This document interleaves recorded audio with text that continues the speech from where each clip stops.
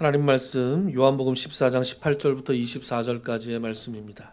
제가 읽도록 하겠습니다. 내가 너희를 고아와 같이 버려두지 아니하고 너희에게로 오리라. 조금 있으면 세상은 다시 나를 보지 못할 것이로되 너희는 나를 보리니 이는 내가 살아있고 너희도 살아있겠음이라. 그날에는 내가 아버지 안에 너희가 내 안에 내가 너희 안에 있는 것을 너희가 알리라. 나의 계명을 지키는 자라야 나를 사랑하는 자니 나를 사랑하는 자는 내 아버지께 사랑을 받을 것이요 나도 그를 사랑하여 그에게 나를 나타내리라. 가룟 아닌 유다가 이르되 주여 어찌하여 자기를 우리에게는 나타내시고 세상에는 아니하려 하시나이까. 예수께서 대답하여 이르시되 사람이 나를 사랑하면 내 말을 지키리니 내 아버지께서 그를 사랑하실 것이요 우리가 그에게 가서 거처를 그와 함께하리라. 나를 사랑하지 아니하는 자는 내 말을 지키지 아니하나니 너희가 듣는 말은 내 말이 아니요 나를 보내신 아버지의 말씀이니라. 아멘. 지난 시간에 우리는 요한복음의 성령론 개론을 했죠. 성령님이 어떤 분이신가? 여러 가지를 나눴지만 결국 마지막에 우리가 도착한 자리가 어디였죠? 진리의 영이신 성령님께서 그분을 믿음으로 아는 이들과 함께 하시고 그 속에 들어와 사신다, 내주하신다. 그 약속이었죠. 세상은 이 성령을 보지도 못하고 알지도 못하고 받을 수도 없다. 그러나 믿는 너희 안에는 그분이 계시겠다. 여기서 지난 시간이 끝났습니다. 오늘 본문은 거기서 한 걸음 더 나아가죠. 그분이 우리 안에 오신다면 어떻게 오시는가? 구체적으로 누구에게 오시는가? 이미 풀어주셨지만 조금 더 깊이 풀어주시는 것이 오늘 본문이다 라고 생각하시면 되겠습니다. 18절부터 20절까지를 같이 읽어보죠. 시작.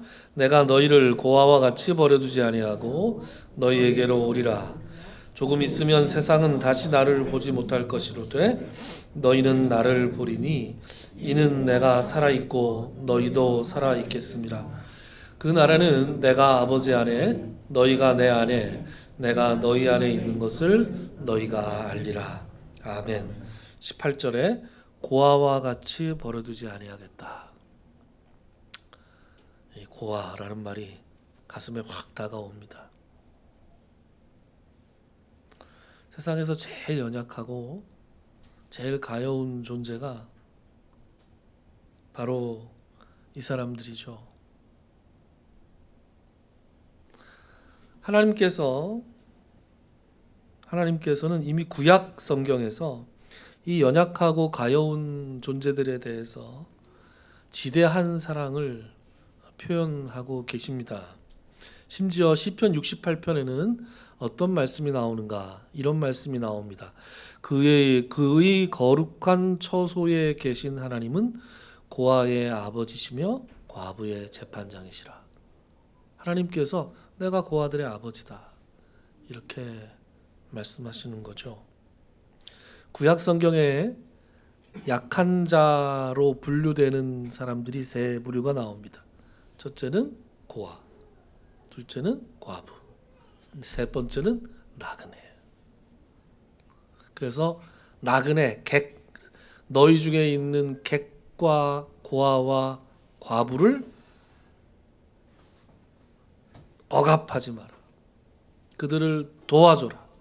그들을 차별하지 말라. 이런 식의 말씀이 구약 성경에서 제가 세보니까 50번 정도 나와요. 얼마나 하나님께서 출애굽기부터 레위기, 민수기, 신명기, 여기 시편 집중적으로 나옵니다.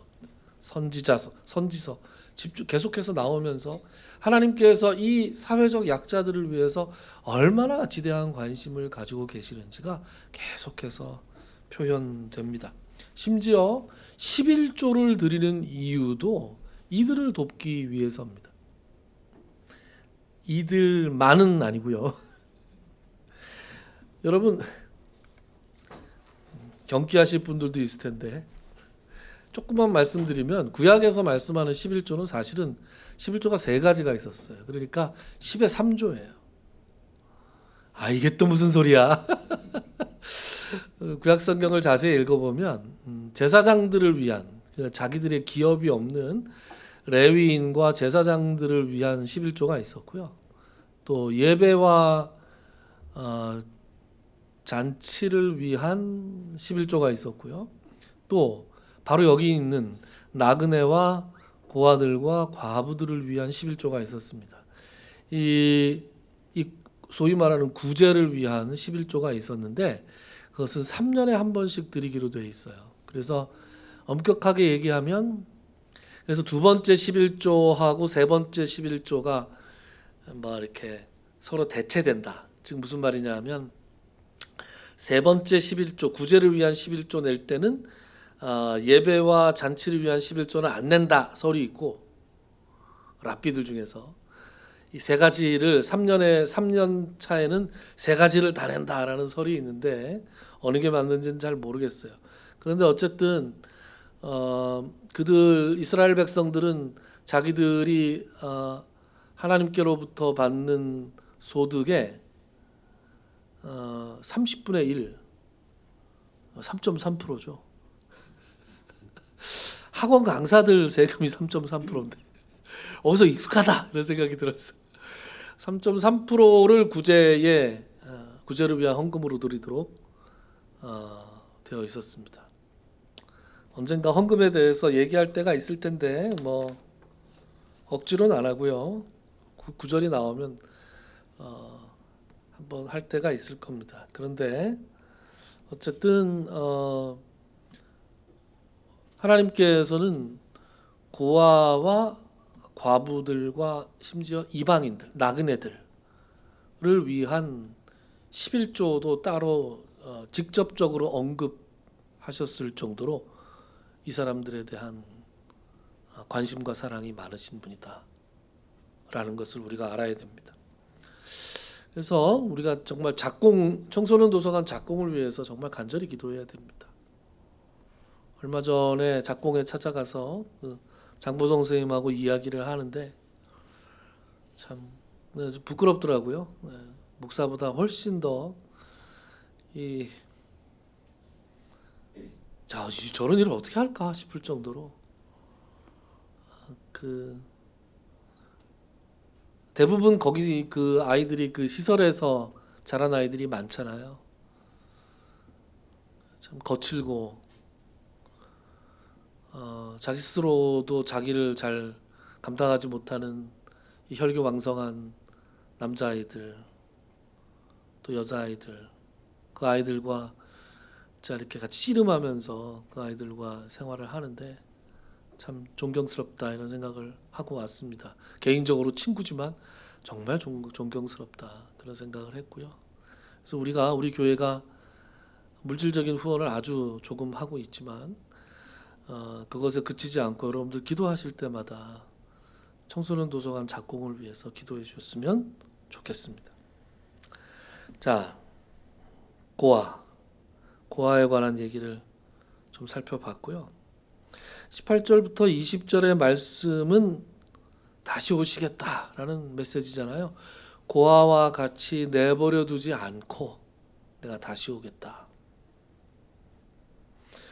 요한복음 14장 3절을 언급하면서 그때는 예수님께서 다시 오신다라는 이 표현이 삼중적이라고 했습니다. 첫 번째는 부활하시고 나서 제자들을 찾아오시는 거, 두 번째는 성령 강림, 세 번째는 마지막 날에 재림하시는 거. 그런데 지금 요 대목에서 다시 오시겠다라는 표현은 아무래도 좀 앞에 두 가지를 언급하는 것 같아요. 왜냐하면 조금 있으면 뭐 이것도 뭐 주께서는 하루가 천년 같고 천년이 하루 같고 이렇게 하면 주님 눈에는 다 뭐 조금 있으면인데 명백하게 세상은 다시 나를 보지 못할 것이로되 너희는 나를 보겠다. 내가 살아있는 상태에서 너희도 살아있는 상태에서 너희들이 나를 만나겠다라는 걸 보면은 어떤 거예요? 부활하고 내가 너희를 바로 찾아오시겠다. 이런 말씀이라고 봐야 되고 조금 더 나아가서 오순절에 성령으로 강림하시는 것. 그래서 재림까지 포함하는 것이라고 보기는 좀 어렵지 않을까라는 생각을 해봤습니다. 그리고 20절 그날에는 내가 아버지 안에, 너희가 내 안에, 내가 너희 안에, 이렇게 아내라는 말이 3번 반복되고 있잖아요. 그리고 이 아버지에게서 출발한 이 내주의 이 연결고리가 종착하는 곳이 어디예요? 바로 나죠. 나. 저 하늘 어딘가에가 아니라 나. 깊도다 이런 생각이 나오는 거죠. 와, 이 말씀이 나중에 23절에서 또 반복되고 심화됩니다. 그러니까 일단 좀 그 정도로 보죠. 그래서 내가 다시 올 것이고 다시 오면 내가 아버지 안에 너희가 내 안에 내가 너희 안에 있다는 것을 너희가 알게 될 것이다. 그런데 이 다시 오시는 것, 내주하시는 것이 과연 이 말씀을 듣고 있는 지금 12제자에게만 해당되는 것이냐? 그렇지 않다고 예수님께서 말씀하시죠. 21절을 같이 읽어봅시다. 시작. 나의 계명을 지키는 자라야 나를 사랑하는 자니 나를 사랑하는 자는 내 아버지께 사랑을 받을 것이요 나도 그를 사랑하여 그에게 나를 나타내리라. 아멘. 부활 후에 나타나심과 성령 강림 후에 내주하시는 역사가 지금 이 말을 듣고 있는 제자들에게 한정된 것이 아니다. 이렇게 말씀하시죠. 고린도전서 15장에 보면 맨 처음 게바에게 나타나시고 그리고 그 다음에 제자들과 그 다음에 500여 형제들에게 한꺼번에 나타나셨다. 한 번에 나타나셨다. 그런 말씀이 나와요. 그리고 바울이 마지막으로 나에게도 나타나셨다. 그런 말씀을 바울이 전하죠.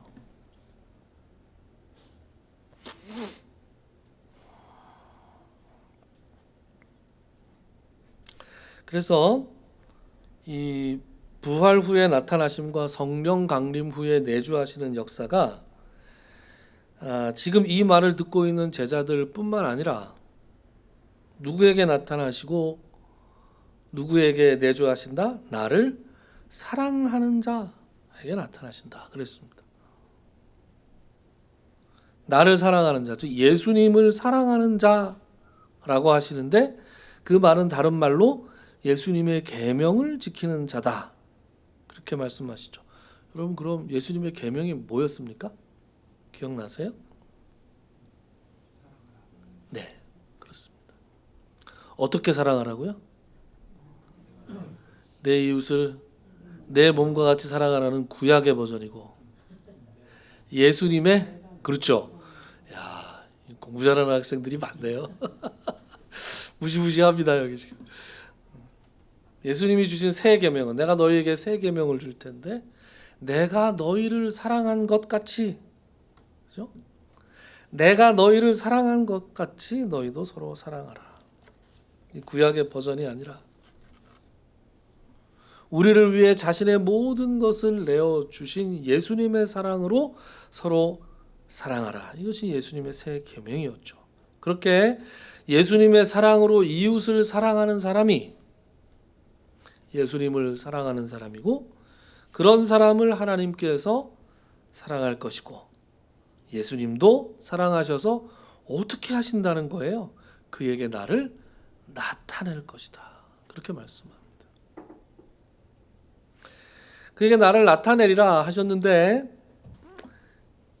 그러고 나니까 제자들 중에 한 명이 마지막 질문을 합니다. 이 요한복음 14장이 총 4개의 질문과 응답으로 되어 있다 그랬잖아요.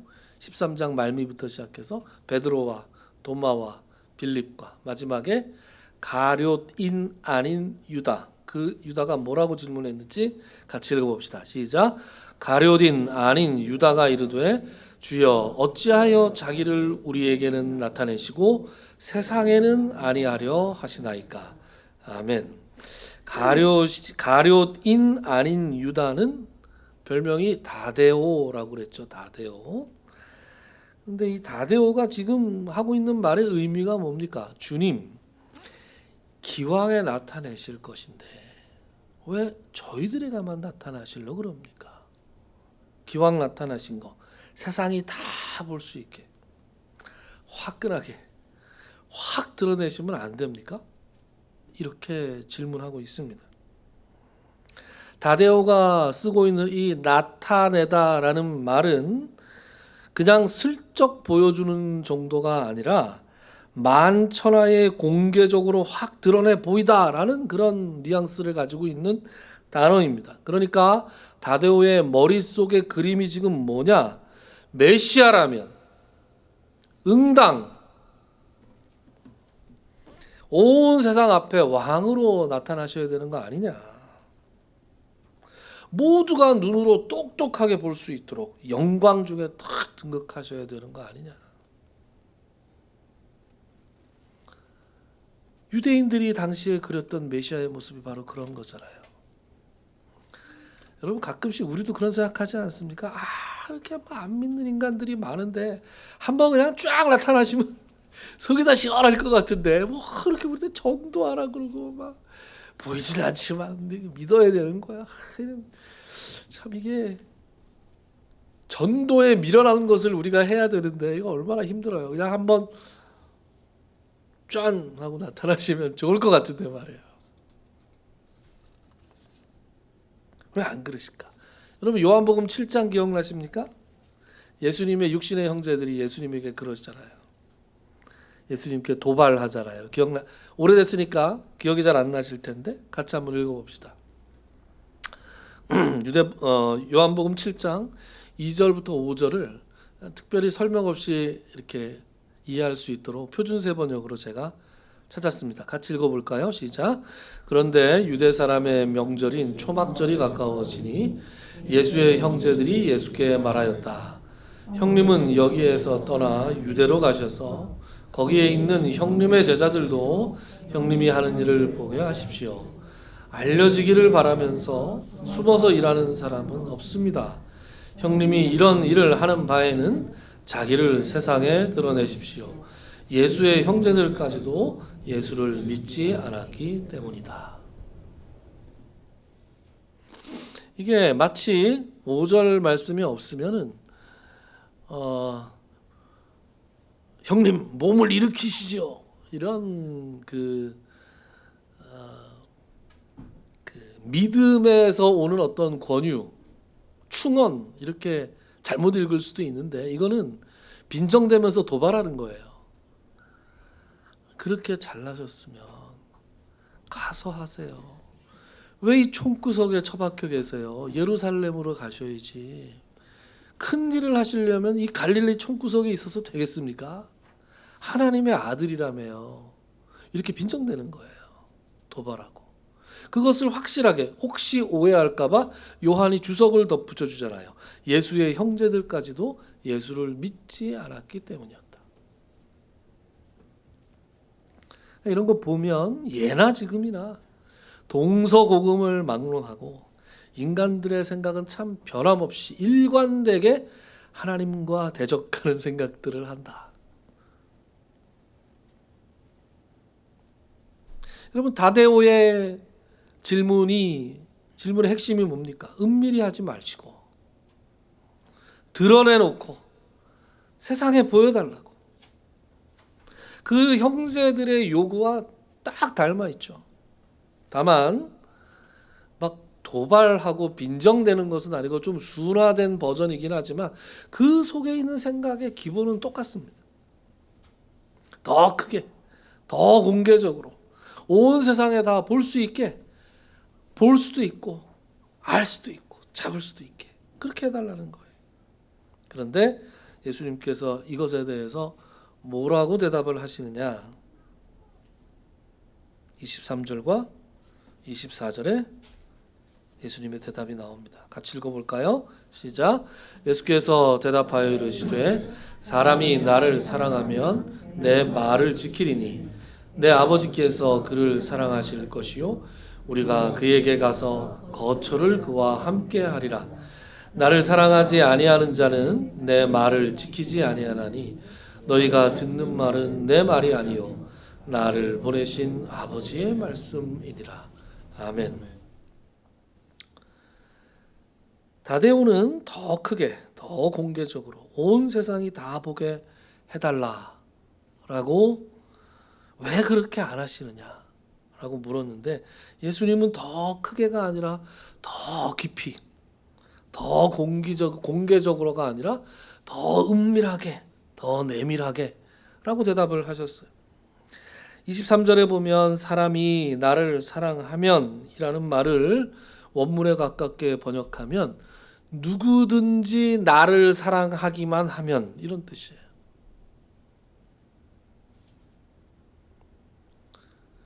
어떤 제한이 있지 않다는 거예요. 나이를 불문하고 성별을 불문하고 학력을 불문하고 국적을 불문하고 피부 색깔을 불문하고 그 사람의 지위를 불문하고 하나님을 사랑하고 그 하나님을 사랑하는 마음으로 예수님을 사랑하고 예수님을 사랑하는 마음으로 예수님의 계명, 예수님이 우리를 사랑한 것처럼 이웃을 사랑하는 그것을 지키게 되면 하나님께서 그를 사랑하신다. 어떠한 인간적인 차이나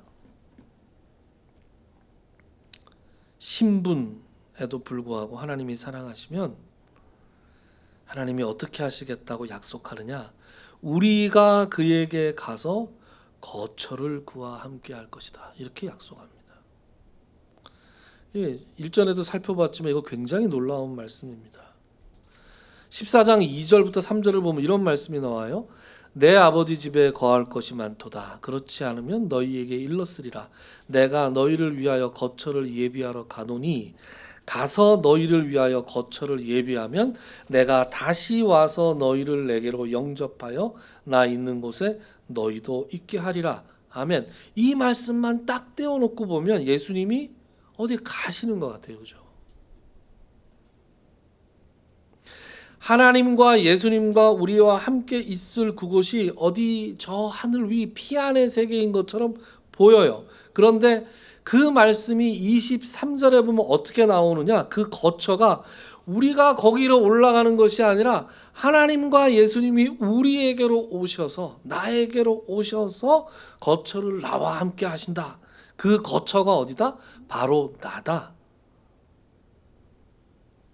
라는 거죠. 여러분, 이건 굉장히 놀라운 비밀입니다. 이 놀라운 비밀을 여러분 깊이 깨달을 수 있기를 바랍니다. 20절의 말씀을 반복하시면서 더 깊이 들어가시는 것이죠. 그리고 24절에 보면 이 말씀을 확증하시죠. 나를 사랑하지 아니하는 자는 내 말을 지키지 아니한다. 그러니까 예수님에 대한 사랑을 뭘로 알 수 있다? 예수님의 말씀, 즉 예수님의 계명을 지키는지 안 지키는지, 이웃을 사랑하는지, 이웃을 위해서 희생하는지, 이웃을 위해서 헌신하는지, 누구처럼? 예수님처럼. 예수님에 대한 사랑을 알 수 있는 리트머스 시험지가 바로 이웃에 대한 그 사람의 태도라는 것입니다. 그럼 마태복음 25장에 보면 그 유명한 비유가 3개 나오죠. 25장에 보면 돌아온 탕자의 비유, 둘째 아들의 비유, 그리고 이래도 되는 거예요? 조금 전까지 생각났는데 둘째 아들 얘기하면서 까먹었어요. 마지막 비유가 양과 염소의 비유입니다. 양과 염소의 비유, 예수님께서 마지막 날 다 이렇게 오셔가지고 세상의 모든 사람을 양과 염소로 나누시고, 염소는 무슨 잘못인지 모르겠지만 어쨌든 염소는 좋은데 못 가는 거예요. 대표가 염소가 원래 말을 잘 안 듣잖아요. 네, 그런 거예요. 양과 염소로 나누고 이 양들에게는 영생을 주시고 염소에게는 영벌을 주십니다. 그럴 때 영생을 주시고 영벌을 주시는 것의 기준이 뭐냐? 너희는 내가 목마를 때 마시게 했고, 내가 굶주릴 때 먹였고, 내가 헐벗었을 때 입혔고, 그러잖아요. 그러니까 이 염소들은 우리가 언제 주님한테 안 그랬습니까? 이렇게 따져요. 그런데 따지는 건 아니고 궁금한 건 이 양들도 마찬가지. 저희가 언제 주님을 대접했습니까? 그러니까 둘 다 이유를 몰라요. 우리는 주님한테 그런 적이 없다. 그런데 그때 예수님께서 뭐라 그래요? 여기 있는 내 형제들 중에서 지극히 작은 자에게 한 것이 바로 나에게 한 것이다. 그렇게 말씀하시잖아요. 예수님을 내가 사랑하는지 어떻게 알아요? 그 사람이 작은 사람들을 대하는 태도를 보면 안다니까요.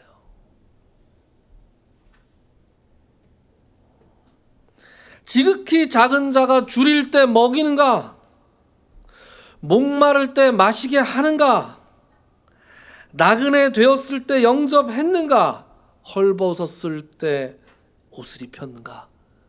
병들었을 때 돌보았는가? 옥에 갇혔을 때 와서 보았는가? 그것이 바로 나에게 한 것이다. 그리고 24절 하반절에 쐐기를 박으십니다. 뭐라고요? 너희가 듣는 지금 이 말은 내 말이 아니고 나를 보낸 아버지의 말씀이다. 마침표, 도장꽝 찍으신 거예요.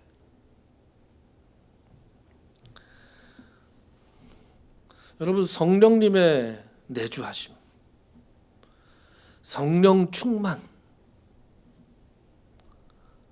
받았다는 것을 우리가 어떻게 할 수 있습니까? 방언을 하고 은사를 행하고 그것도 성령 충만한 증거죠. 그러나 그것이 다가 아닙니다. 그것은 일부예요. 우리가 성령 충만한 것에 굉장히 중요한 하나의 시험지가 뭐냐? 바로 예수님의 계명, 사랑의 계명을 지키느냐라는 것이죠. 이웃을 향한 내 태도로 예수님을 향한 내 사랑이 드러난다라는 것입니다. 그런데 그래서 높아심에서 드리는 말씀인데 이것이 우리가 도덕주의로 흐르자라는 얘기는 아닙니다. 내가 이웃을 열심히 사랑하면 성령님이 나에게 오셔서 함께 하시는 것이냐? 그게 아니라 오히려 그 반대라는 거죠.